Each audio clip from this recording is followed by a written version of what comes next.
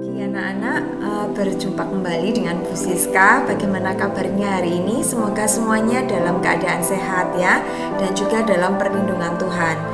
Hari ini Bu Siska akan memberikan refresh kembali atau reteaching mengenai bagaimana kita akan membuat algoritma di dalam pembelajaran TIK ya. Seperti halnya yang kemarin kalian mengerjakan soal untuk PTS, yaitu kalian diminta untuk membuat algoritmanya, yaitu tentang bagaimana kita akan berkunjung ke rumah paman dengan mengendarai kereta api misalnya. Jadi yang kita lihat atau yang kita proses itu adalah hal-hal yang bisa kita proses dengan menggunakan algoritma atau flowchart di komputer. Mari kita lihat untuk modul kita. Ini di sini Bu Siska perlihatkan modul kelas 8 bagaimana langkah-langkah untuk membuat algoritma. Yang di sini kita lihat adalah untuk menelpon seseorang melalui telepon umum yang menggunakan koin. Coba kita lihat. Hal-hal yang diperlukan di sini adalah semua bentuk proses yang bisa kita lakukan untuk di poin kita akan menelpon. Jadi ketika sebelum menelpon, misalnya kalian berada di rumah, kalian di rumah teman, di rumah nenek, itu tidak perlu kita bahas.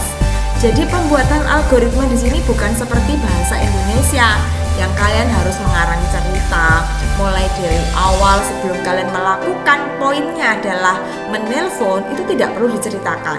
Yang perlu kita lakukan adalah bagaimana proses kita akan menelpon seseorang menggunakan koin. Jadi kemarin Bu Siska masih banyak melihat yang kalian ceritakan itu seperti bahasa Indonesia.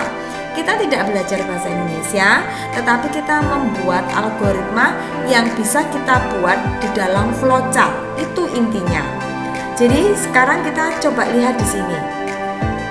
Menelpon seseorang melalui telepon umum menggunakan koin. Yang di sini kita lihat adalah proses bagaimana awal kita melakukan menelpon. Kemudian apa saja yang kita siapkan dan itu bisa kita buat prosesnya. Semua dalam bentuk flowchart proses ya. Mulai dari mencari nomor telepon, kemudian menggunakan uang koin untuk memulai pembicaraan di telepon, sampai dengan kita harus bertemu pada pilihan. Pilihan ini wajib hukumnya di dalam algoritma. Karena setiap proses yang kita lakukan tentu ada pilihan ya dan tidak. Itu yang perlu kita buat. Jadi contoh, ketika kita mulai percakapan, apakah kita melakukan pembicaraan pada orang yang kita tuju atau tidak?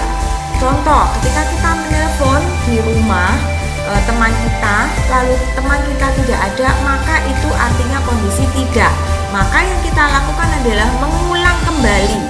Maka ini diulang kembali pada yang pertama, yaitu nanti kita akan menelpon kembali, mencari nomor telepon teman yang kita tuju, kemudian kita mendengarkan bicara dari orang yang kita ajak telepon. Apabila kita sudah berbicara dengan orang yang sudah kita tuju, maka kita lakukan percakapan. Setelah selesai percakapan, maka selesai.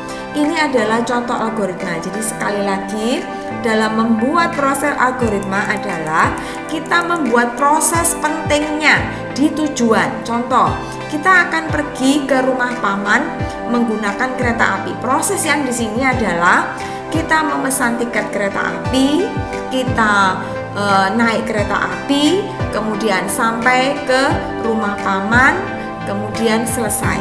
Itu proses intinya. Jadi ketika sebelum berangkat ke rumah paman dengan kita prepare, sarapan, mandi, itu tidak perlu kita ungkap karena itu bukan proses di flowchart yang kita butuhkan.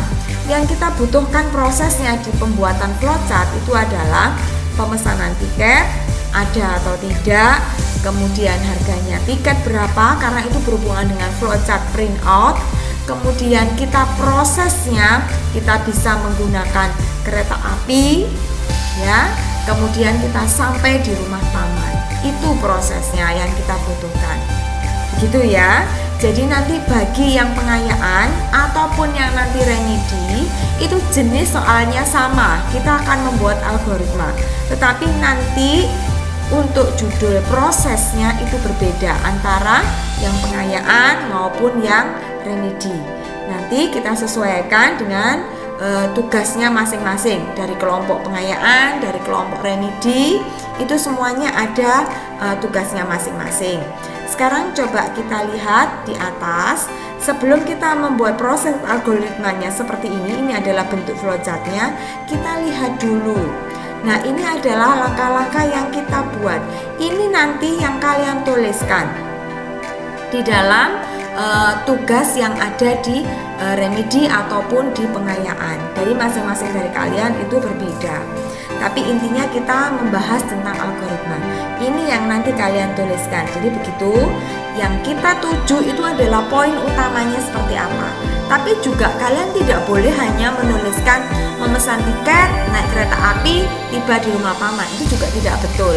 Prosesnya ketika kalian mendapatkan tiket seperti apa? Apakah tiket itu ada, habis, lalu kalian harus mengecek harganya, lalu kalian mengecek untuk tujuannya, seperti itu. Itu yang kalian harus buat untuk proses algoritmanya. Gitu ya. Untuk penjelasan, ini yang kalian tulis harus ada poinnya 1, 2, 3 dan seterusnya. Jadi bukan seperti menceritakan cerita di dalam bahasa Indonesia, karena kita tidak belajar bahasa Indonesia. Gitu. Ini ada sedikit refresh dari membuat algoritma yang sudah pernah Bu Siska contohkan di latihan model. Gitu ya. Semoga kalian bisa mengerjakan yang ada di remedi maupun anak-anak yang ada di pengayaan dengan bentuk yang berbeda. Begitu ya. Terima kasih, Tuhan memberkati. Selamat pagi.